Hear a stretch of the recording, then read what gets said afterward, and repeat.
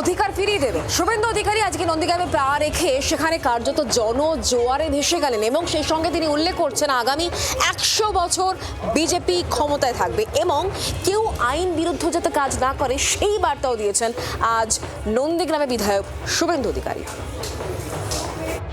1999 পর 2026, 57 বছর পর ইতিহাসের কি পুনরাবৃত্তি?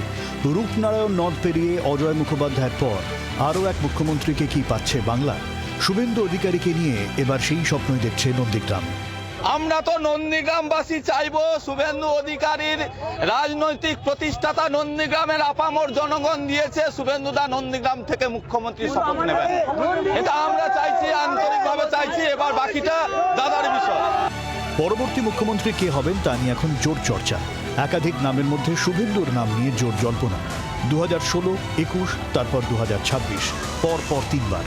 26 নির্বাচনে 9000-এর বেশি মার্জিনে নন্দীগ্রাম থেকে জিতেছেন শুভেন্দু।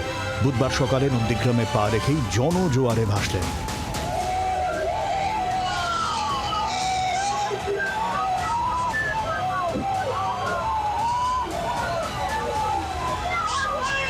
বিজেপি 100 বছর ক্ষমতায় থাকবে।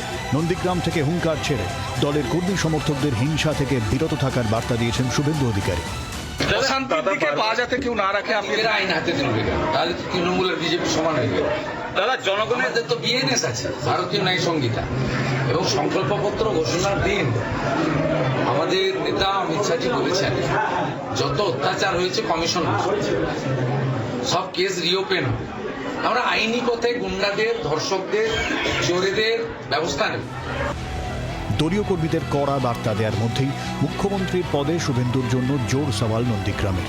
যদিও এই বিষয়ে কথা বলতে রাজি নন বিদায়ী বিরোধী দলনেতা।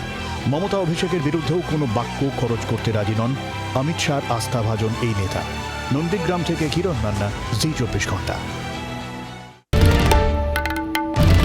বাংলার আওয়াজ, বাঙালির আবেগ, জি 24 ঘন্টা।